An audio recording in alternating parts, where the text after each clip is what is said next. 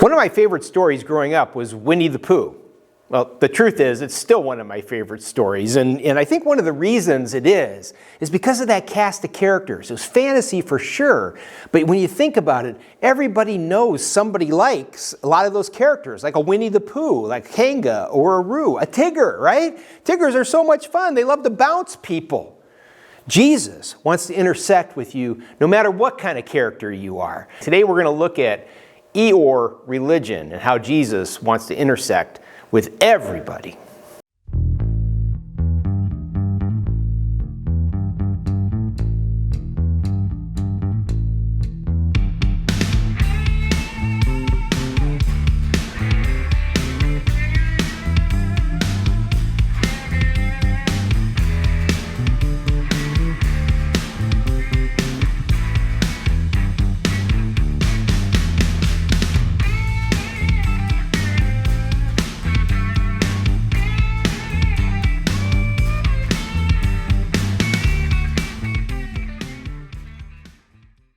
Winnie the Pooh and the House at Pooh Corner were written back in the 1920s by a guy named A.A. Milne. And it's just classics. They're classics. And I think one of the reasons Winnie the Pooh has been so enduring is because of the cast of characters. I mean, you got bears, you got rabbits, you got kangaroos, you got owls, right?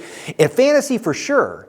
But the characters developed into certain types and profiles of people that we all know. Winnie the Pooh is a metaphor for the people we intersect with in life every day. I mean, think about the people you know. You almost certainly know a Pooh, right? A Pooh Bear, upbeat and positive and driven by a need for honey. You probably know a rabbit, somebody who's stressed and worried about their livelihood. I mean, how are they going to get enough carrots, right? And they don't know how to have fun, right? You might know an owl, a thoughtful intellectual, right? Black and white, absolutist, but discerning.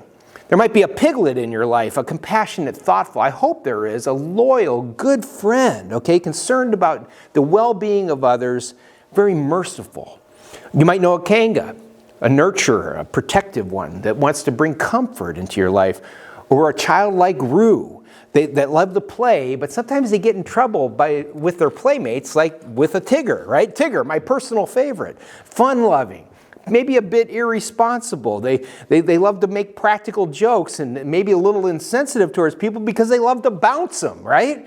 Then there's Christopher Robins in our world. Rescuers, they're called upon when people are in trouble. They know what to do when the stuff of life hits the fan, and they know how to lead in a crisis. And then there are Eeyores, right? Eeyores possess kind of a low self-esteem and they tend towards depression and joylessness. And maybe it's driven by chemical stuff, but sometimes it's not. It's just, in Eeyore's case, I think it's not a medical condition or a chemical imbalance or some other kind of pathological cause, but it's more driven by a seeming inability to see anything positive in their circumstances. They possess a negative, half-empty type of outlook, an inability to see any good in a situation. Eeyores desperately need Poohs and Piglets and Roos and Tiggers in their lives to lift them out of their self-imposed joylessness. There's all kinds of different kinds of people in our world, and they all have something in common, though. Jesus wants to intersect with each and every one of them. Jesus wants to impart to Poohs profound reasons to possess the upbeat, positive outlook they already tend towards. They want to temper a rabbit's stress and worry about everyday needs, and he wants to teach them how to have a little bit of fun along the way. Jesus wants to expand an owl's understandings by providing knowledge that transcends what can be discerned by human contemplation and investigation. Jesus wants to validate the importance of a piglet's loyalty, compassion, and mercy, and give them meaningful ways of expressing those qualities that's transformative in the lives of other people. In the same way, Jesus wants to focus a kanga's instinct to protect and comfort, a Christopher Robin's inclination to rescue, so that that those who need it find that kind of help when the stress of life tramples them down. And Jesus wants to validate the love of life that naturally comes to each and every Roo and Tigger, but also channel that energy in perspective and constructive and meaningful ways. And Jesus wants to come alongside every Eeyore, replacing the depression and the joyless experience with a positive, life-affirming outlook. An outlook that's founded on the realization that there really is someone who's eager to meet their every need and who wants to impart to them a prevailing new identity. Now, Jesus, when he walked the earth, he met and interacted with all different kinds of people. And he met a lot of Eeyores of the Milne variety, okay, good-hearted, likable characters who simply needed encouragement and support and the occasional pep talk and maybe a little help finding their tail or something like that. But Jesus also met Eeyores of a different kind. These were religious Eeyores. They were religious in kind of the worst sense of the word. They were powerful Eeyores who used their position not to serve others, but to serve themselves. And they were incredibly negative Eeyores who possessed a negativity that was not born out of discouragement or fear, but it was born out of bruised pride and a need to point out the faults of other people. They weren't like insecure donkeys, okay, who need nurturing and maybe help finding their tail. They were more like old nags and stubborn old mules. The established religion of Jesus' day was led by a strange collection of old nags and stubborn mules. And old nags and mules who were producing an Eeyore-ish kind of religion that kept people away from God. Jesus engaged in a series of conflicts with these guys. And by the way, they were all guys by rule, okay? He had all kinds of conflicts with them, and we're going to look at a couple of conflicts that he had today that are recorded in Mark chapter 2 and the beginning of chapter 3. Now here's these conflicts that Jesus had that we're going to look at had to do with the purpose and meaning of the Sabbath, okay? Now here's the background to the Sabbath. No work was supposed to be done on this day. It was called the Sabbath. The Sabbath would start on sundown at Friday and would end at sundown on Saturday. And the old nags and the stubborn old mules that ruled the religious life of the people, they developed all kinds of legislation, okay, defining in strict, unambiguous terms what kind of activities constituted work. They were kind of like attorneys. They developed all kinds of definitions and exactly what could or did not constitute work. And there was heck to pay, okay, for anyone who violated their technical definitions of work. The first conflict happened in Mark chapter 2, starting in verse 23. And these old nags, these picky old people, their distinguishing characteristic was they liked to pick on people. And old nags have a hard time with Jesus because they're too picky, okay? Now check this out. This is what happened. One day Jesus was going through the grain fields with his guys. And they were walking through there. And as they walked through there, they were doing this on the Sabbath. They began to pick some heads of the grain. And they were kind of rubbing it in their hands, getting the chaff off so they could get these little kernels and have like almost like a little sunflower seeds or something like that, little kernels of grain, and kind of have a little snack as they were walking along, just kind of mindlessly doing that. Well, these Pharisees, okay, these religious leaders, they pointed out to these guys, hey, you're breaking the rules. They said, look, why are you doing what's unlawful on the Sabbath?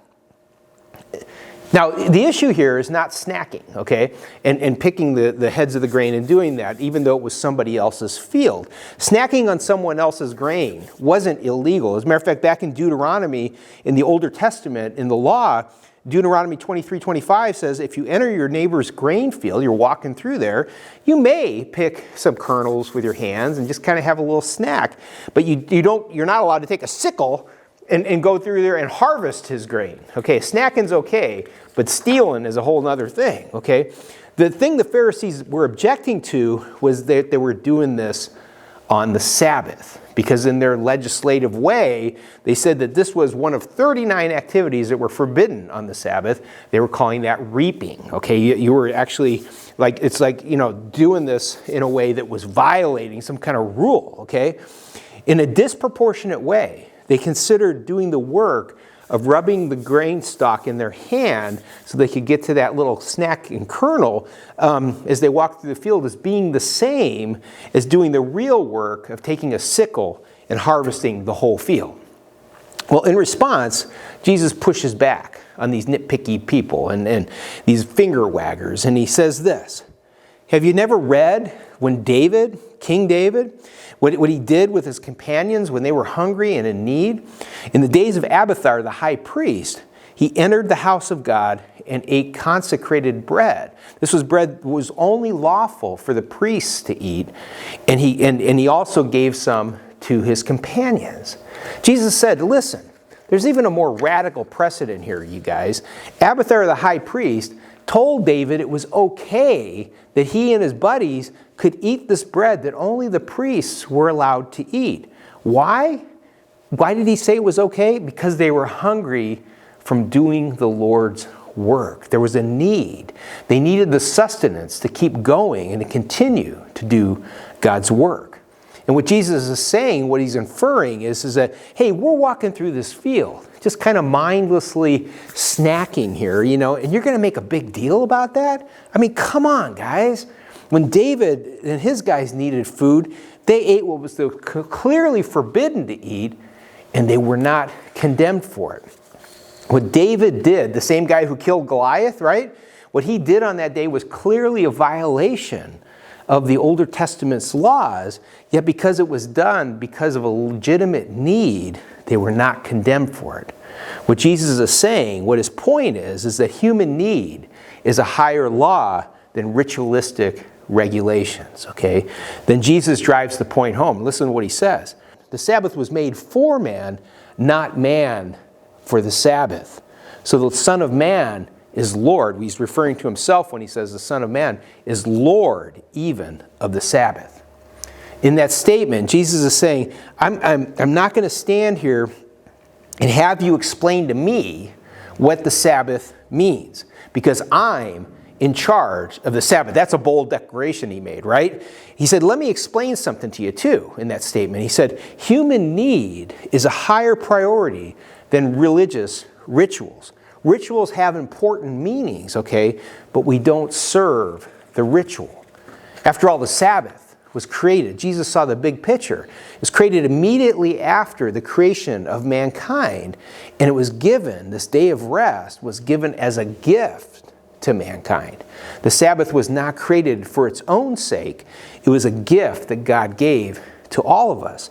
It's not given to us as a straitjacket to restrict us, but it's given to us as an opportunity for us to rest from working, and it's an opportunity for us to worship. The Sabbath is a time to remember God and to gain perspective on life and to enjoy life and to rejuvenate and to smell the flowers and to enjoy this life and step back and realize what a gift this whole world is.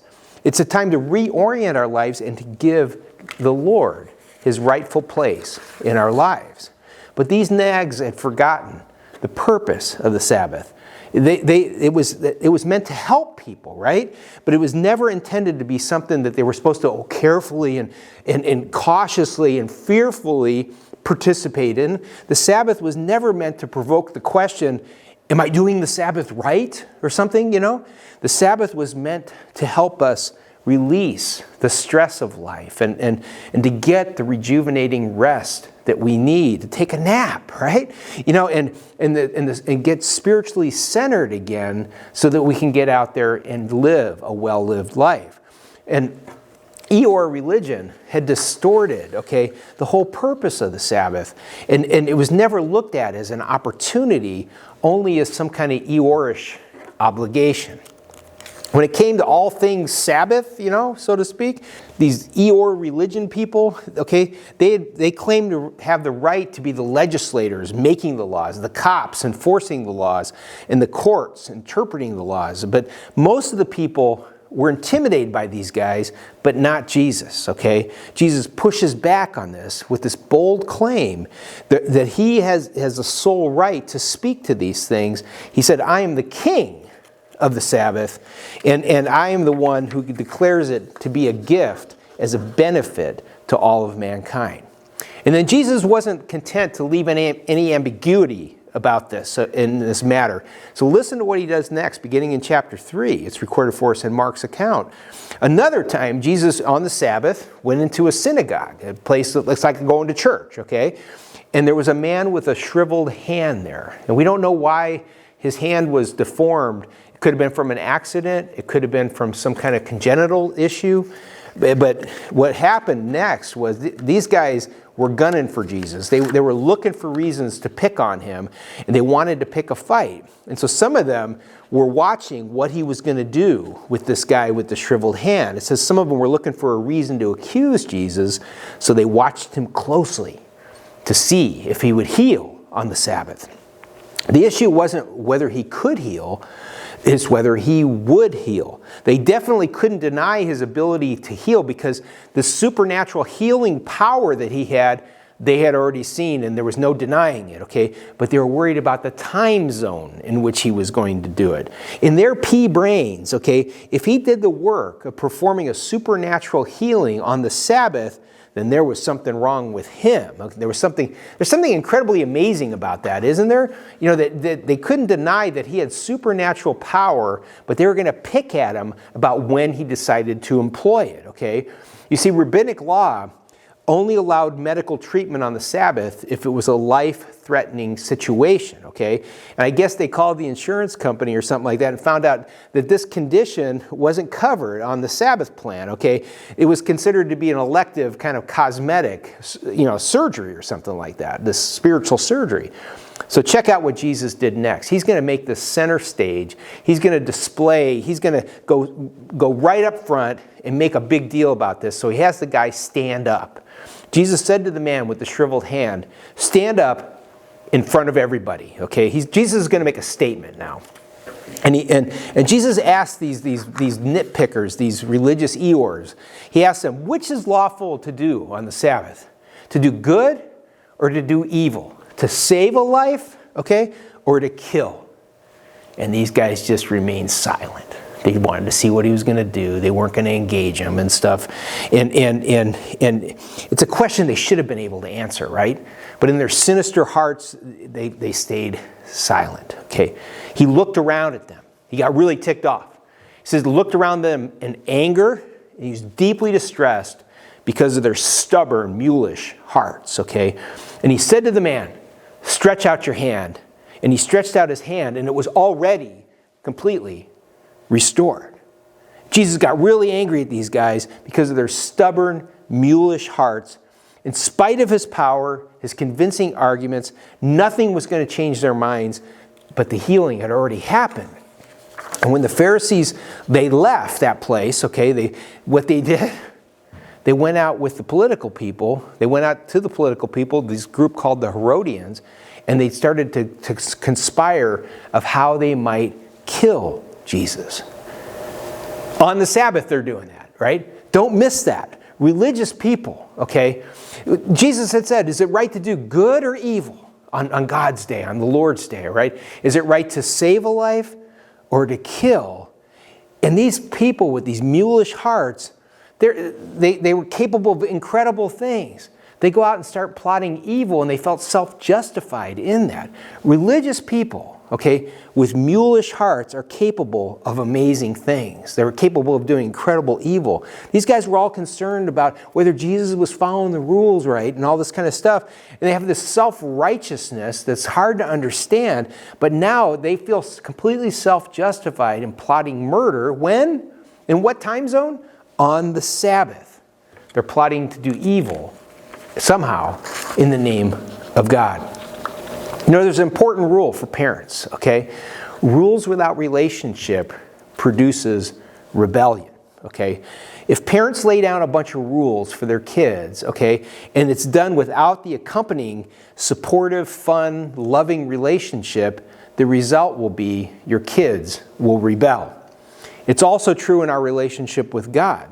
God never intended the rules that He put out there about work on the Sabbath and all that kind of stuff. He didn't establish all that outside of the context of a nurturing, loving relationship with himself. He's the perfect parent, okay?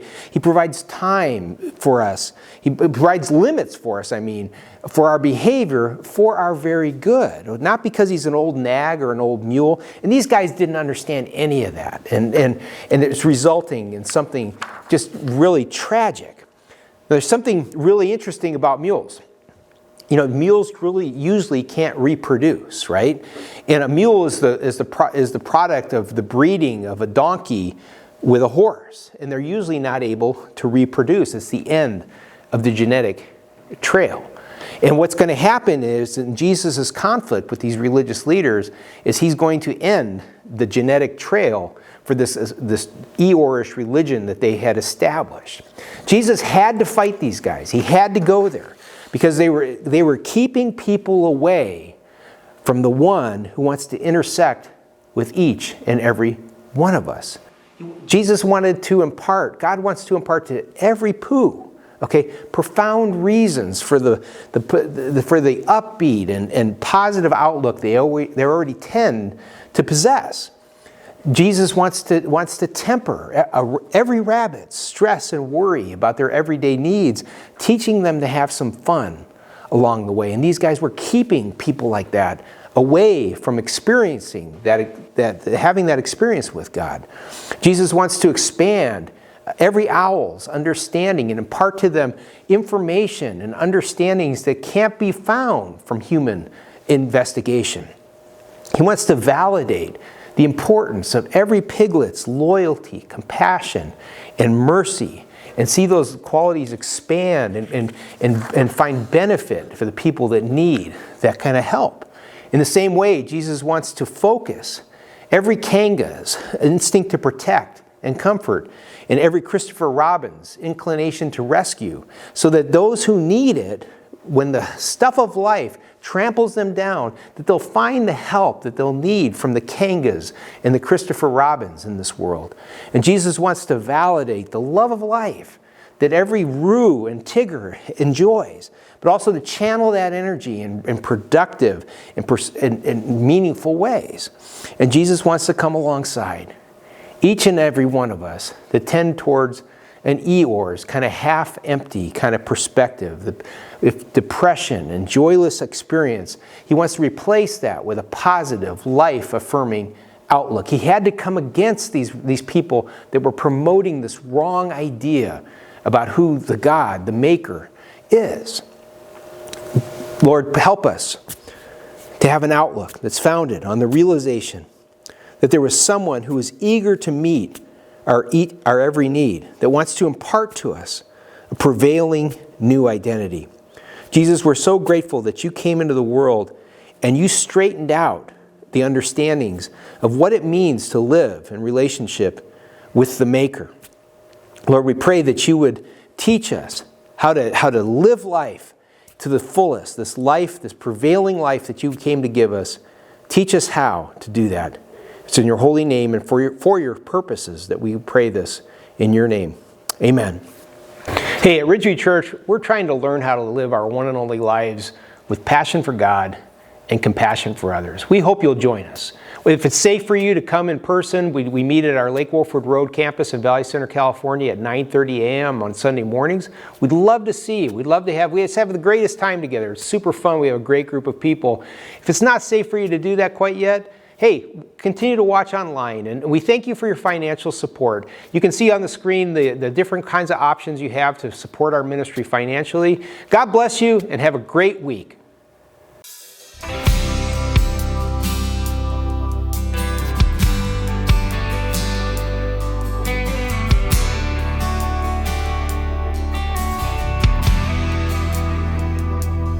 You are here, moving in our midst.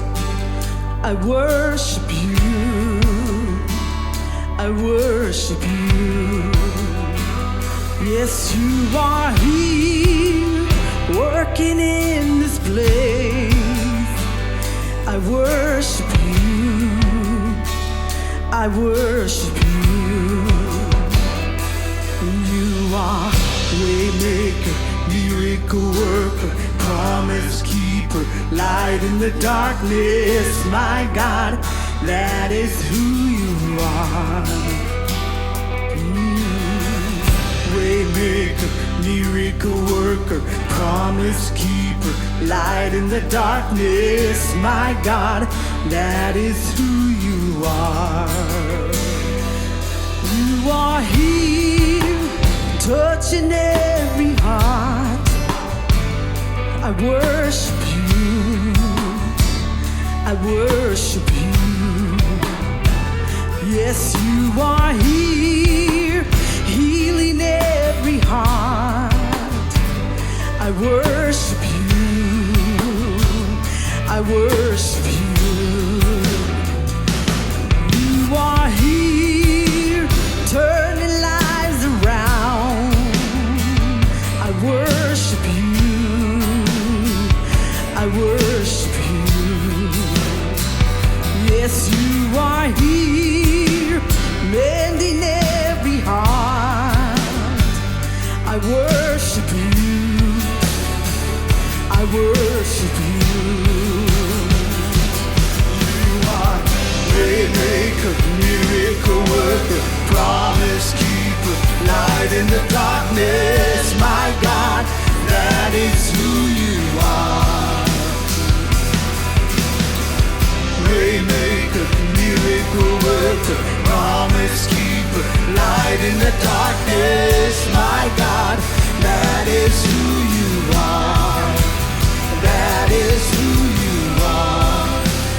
That is who you are. That is who you are. That is who you are. That is who you are. That is who you are. Oh, that is who you are. That is who you are. Even when I don't see it, you're working. Even when I don't feel it, you're working. You never stop, you never stop working. You never stop, you never stop working. Even when I don't see it, you're working. Even when I don't feel it, you're working. You never stop, you never stop working. You never stop, you never stop working. Even when I don't see it, you're working. Even